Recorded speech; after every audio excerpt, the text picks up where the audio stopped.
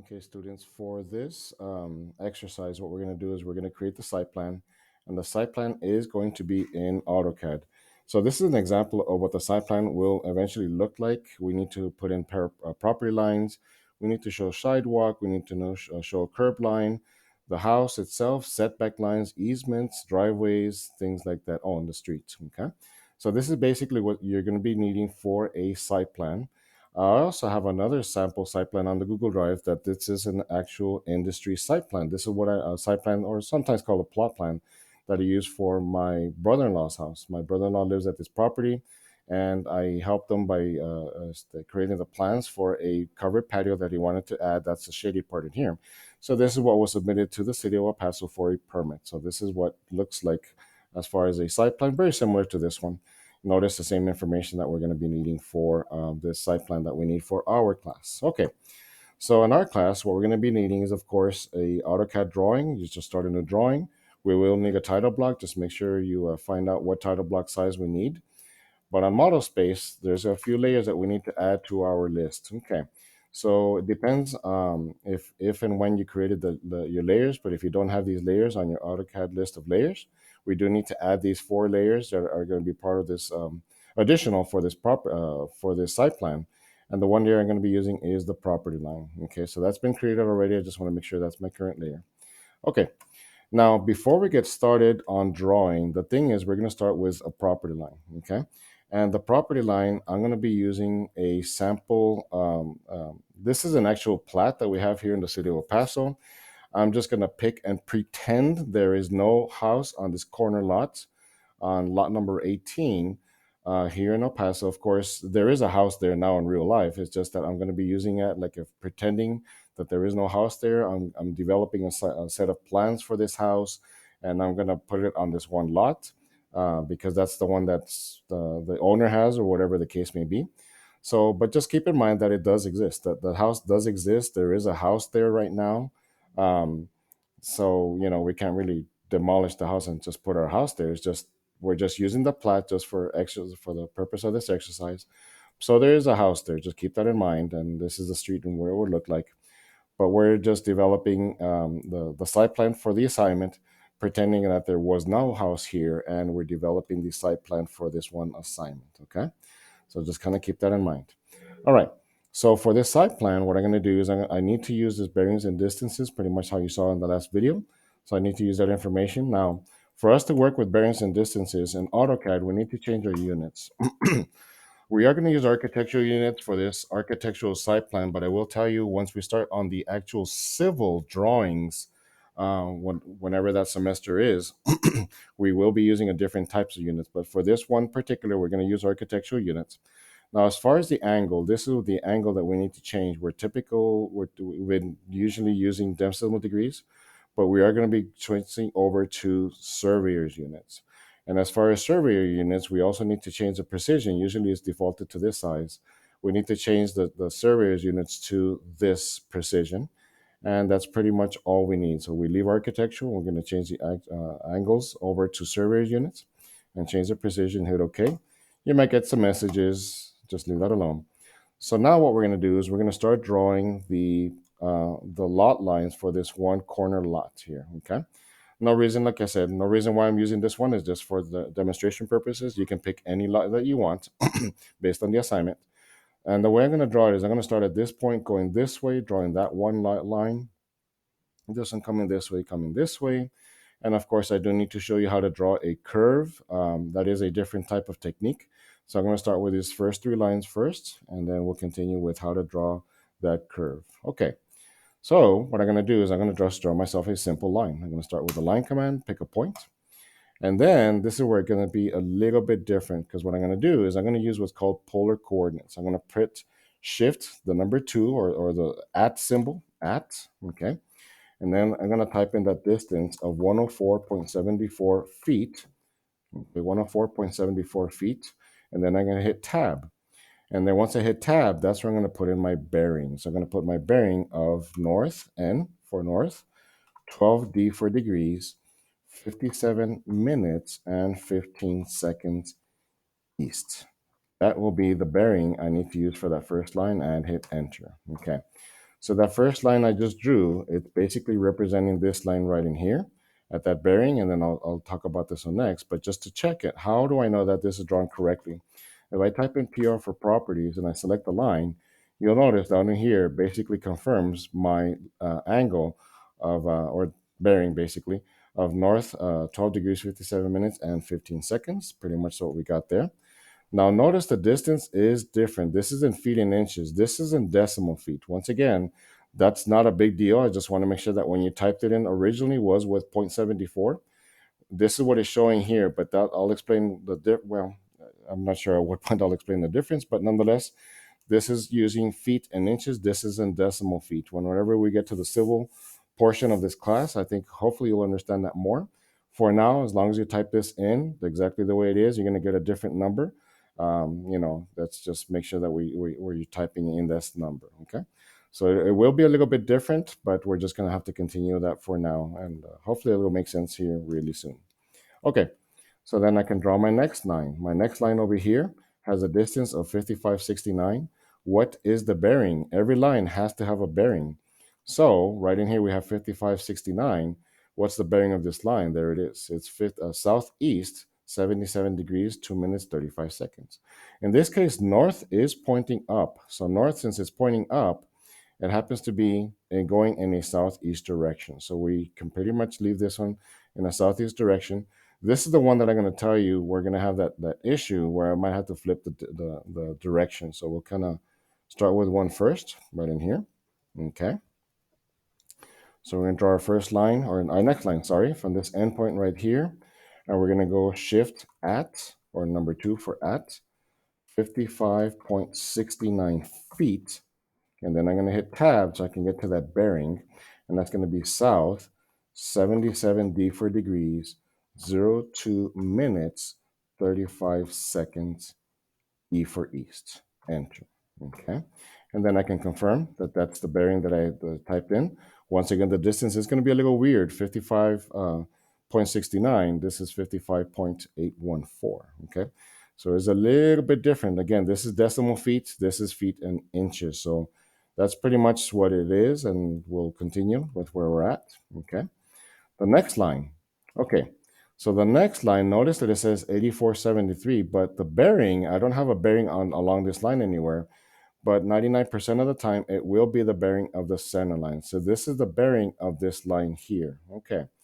But it does say northeast. I will tell you right now, I'm not going to do it on purpose. I'm going to type it northeast. It's going to go in this direction. And obviously we need it to go in this direction. So you really would have to flip the direction on your own. Okay. So let me show you that example of how to draw it, and I'm going to draw it the wrong way so you can see what I'm talking about. A line from here, shift at 84.73 feet. Okay, tab. I'm going to do this wrong on purpose. Keep in mind this is going to be wrong, and I'm doing this on purpose. North, 12 degrees, 57 minutes, 15 seconds east. Enter. Okay. It went in the wrong direction. I needed it to go this way. Okay. So what I should have done is I should have flipped the direction. It says northeast. We already know that northeast is in this direction. So I need to go opposite of northeast. So the opposite of northeast is southwest. So as long as I type it in southwest, we'll get the line to come in this direction. Okay. So what I should have done is I should have drawn my line at 84.73 feet. Okay. Tab, I need to flip the direction to go south 12 degrees, 57 minutes, 15 seconds west. Okay. So this one is southwest 12:57:15. This one is northeast 12:57:15. Okay. So this is the wrong one. Now, I will tell you another thing. Hopefully this isn't confusing. If I would have left this line and simply moved it from this endpoint to this endpoint, do I have the correct bearing? I sure do. It's the same thing. Southwest 125715 is the same thing as northeast 125715. If I were to take this line, and I'm even going to change the color on it just so you can kind of see, but if I were to just simply take this line and put it right there, it's the exact same line. Exactly the same line. So it's really the same thing. Okay. However, you want to digest this information, just as long as you understand that it's the same line. So, technically speaking, I could have just simply moved that line, but however you want to do this, if you wanted to specifically see, you want to specifically see that, just go ahead and draw it that way and just leave it alone and you'll be good. All right. Now, the curve. The curve has, we need to look at the information of C36. On C36, for us to draw it in AutoCAD, and there's a different way of doing this using a different software called Civil 3D. You might have heard that in my other video, but at this point, let's just pretend we don't have Civil 3D, but and you're drawing it in regular AutoCAD. How would you draw that? So that line, what's going to happen? It's a line, and we have to use what's called the chord of that line. The chord is an imaginary line that exists from the beginning to the end of C36. That one is a line, so it will have a bearing and a distance. So as long as you use that bearing and the distance and the radius, that's all the information we really need for to be able to draw C36. Okay. So then we need to look at the charts that we have on, or sometimes called a curve table, on this plat. For C36, we'll have to come over here and look up the curves. C36, there it is. So C36 has a chord and a chord bearing. So we're going to need really the radius, chord, and chord bearing. We have all this other information we can use if we wanted to, but for the purpose of the site plan, all you really need is a chord, chord bearing, and radius. If you're curious about some of these other things, ask me. I'll explain them to you, but they are a little bit more advanced. But nonetheless, chord, chord bearing, and radius. Okay. So I'll need the chord, chord bearing, and radius for C36. So I just kind of need to make sure what that is. It looks like it's a 20-foot, 28.28 chord. I'm sorry, the radius is 20. 28.28 is the chord, and then that's our bearing for C36. So let me move this over here to the side. And let me just make sure I have that information handy for myself. Okay. So for C36, what I'm going to do is I'm going to use, again, the radius, chord, and chord bearing. All right. So what I'm going to do is I'm going to draw a line. I'm going to draw myself a line. And if you may remember right now, you saw it said southwest is I'm sorry, the distance is 28.28 feet. I'm going to hit tab, and my bearing of the 28 foot length line is south. Again, at 28.28 feet. Hit tab. I forgot to put the add part right now a little while ago. South 57 uh, D for degrees, 56 minutes and 45 seconds west. Enter. Okay. So that now is the imaginary line that we have for C36. Okay, so C36, once again, just to show you, I just drew the chord of C36. So it's that imaginary line that I talked about from here to here. So now C36 has a radius of 20 feet. So what I'm going to do is I'm just going to simply draw myself a arc. I'm going to go with the information that I have, which is basically a start and radius arc. Start, and it always draws it counterclockwise.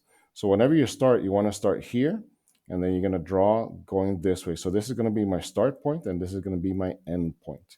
And then I'm just going to type in the radius, okay? So I'm going to be my start point is here, my end point is here, and if you notice, it's going to start drawing the arc already, and it's going to be the radius of 20 feet. And that is our C36 curve. Okay? And then we have one more line to draw, which is T28. T28 to close up the property line. I just need to go look at the line table, or sometimes called the tangent table. T28. There it is. That's my bearing and my distance. Okay. So T28 bearing and distance. I'm going to draw myself a line from this endpoint. At T28 has a distance of 3570, 35.70 feet. Hit tab to get over to the bearing, and it's south. Okay, but you know what? I'm going to flip that one because if it's southeast, that's pretty much what it says. It's going to go this way. I want to go opposite of southeast, which is going to be northwest. I'm going to type in N 77 degrees 03 minutes 44 seconds east. Sorry, west. Okay, because it says southeast on the plat. I need to go opposite of southeast, northwest. There we go. Okay, so that's pretty much our property line. All right. Once again, once we start drawing full plats on our class, for our civil class, whenever that occurs, we're going to draw full plats. I will tell you there's going to be error on these plats. Right now, there's an error in here, and that's actually understood. We know that. There's always going to be this little gap, no matter what, okay? The reason for that is going to be explained in the civil class, but I will tell you there's a little bit of error on these plats always. It has to do with precision. Once again, I'll explain that a little bit better on our civil class. So for now, as long as the error is less than 0.03, okay? So as long as the error is less than 0.03, then we're okay. We can have this much error and you're actually going to be okay. So as long as it's not more than that number, we're actually going to be good. So what I'm going to do is I'm just going to take a distance from this endpoint to this endpoint, and it says 1/16th. It says 1/16th, okay? If I go to my calculator, I'm talking about 0.03 of a foot. I'm going to take 1 divided by 16 divided by 12 because 0.03 is the error in decimal feet, and I have an error of 0.005. As long as I have less than 0.03 feet, we're good. Right now, the distance it gave us was in inches. So since I did the calculation in inches, but I need to go to feet, it's going to be 1 divided by 16. That's the area I have in inches, but I need to go to feet, so I'm going to divide it by 12. 0.005. So we're actually okay. So this error is always going to happen in site plans, property lines, always. As long as it's less than 0.03 of a foot, we're actually okay. I'm going to square it off and continue. Okay, so that's our property line. The rest of the information now that I need to start drawing is going to be the rest of the information is going to be, we already draw our property line. We need to draw our easements. We need to draw the building and our setbacks. I will tell you the setbacks, we're going to have to get them from, I'm going to have to make another video because that's a separate endeavor to get our setbacks. So I'm going to make another video on this playlist. So for now, let's just continue with the information that I know is our easement, how to draw that in, and then the rest of it is really just going to be drawing in information and dimensions, okay? So for the easement also comes from our plat. So our plat, if we go in here, where is the easement? So it kind of looks like these hidden lines are the easement. How can I confirm that? Is if I follow the hidden line in here, let's see if this has any information to tell us that. Doesn't really say that in here. So this plat is a little bit different. So there might be a note around here somewhere talking about easements. So wow, so this is a different type of plat. Where are those easements? There might be a note around here somewhere. Okay. Because they usually label those. I can pretty much tell you those are easements. And as I navigate around the plat, I just found a note. There it is. Note, all front lot utility easements are 10 feet wide unless otherwise indicated. There you go. So usually you're going to find the easements. It depends on the surveyor, whoever did this plat. But in this case, they didn't put a little note. Most of the time, you'll see a little note with a leader saying 10-foot easement or 20-foot easement. They don't have to be 10 feet. But like it says there, it's pretty much all are 10 feet unless otherwise indicated. For example, Here we have a 20-foot easement. So it's the one that's that hidden line right in here. I think I saw another one. Of course, it's not inside our plat, but we have a 25-foot El Paso Water Utilities easement. So you can kind of see we have different kinds of easements. Nonetheless, ours is going to be a 10-foot easement along the front, and it doesn't continue on the side. So we're actually just going to come across here, and it stops here, and that is going to be our easement. Okay. So going back to our AutoCAD drawing, what we're going to do is we're just going to simply offset 10 feet from here this way, and then we just draw a line from this endpoint to this endpoint. So that's going to be our easement. Don't forget to put it on the right layer. I should have created a layer called easement. There it is. Okay. And then what other information do we need to put in on our plats? Okay, so our plat, at this point, we have easements. Notice that this is just a sample drawing. So it has the easement along the back. Ours is along the front. So remember, this is just a sample. So the plat, your easement comes from the plat. However it is on the plat is what the easements look like. And they're all different. So like if you were to use this lot here, you can see the easement along here. Sometimes you have easements on the back. Sometimes you have easements on the sides.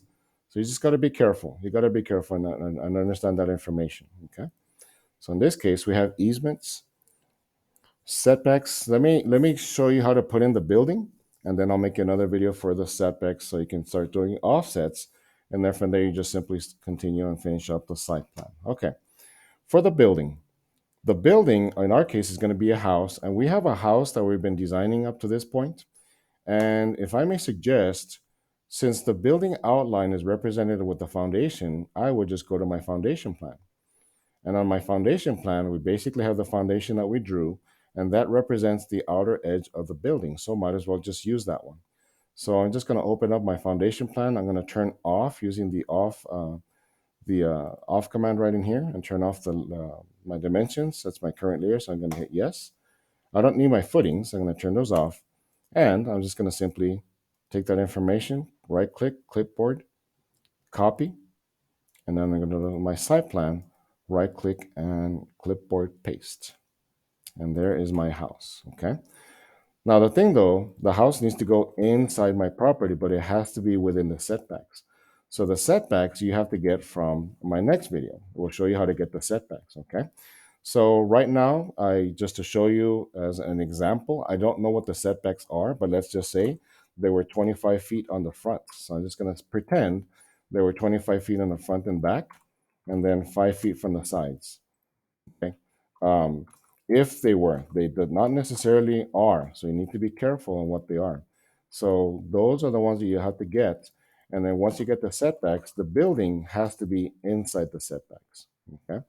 I'm going to go ahead and, in this case, I would rotate the building to be perpendicular to to the um, the lot is usually the way we do them. And here, perpendicular, using the rotate command.